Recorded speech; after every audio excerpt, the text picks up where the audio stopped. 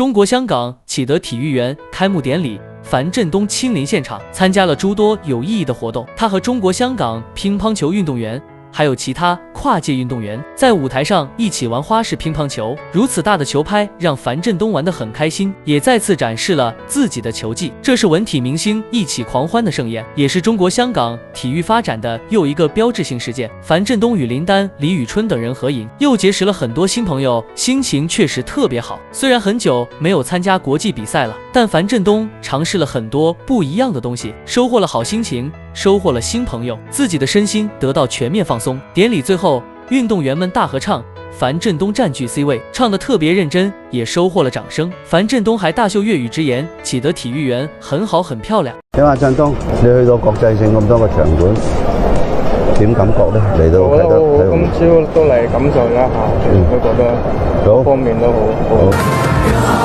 今天不怕路遠，來為我一生打算。這一刻未變心酸。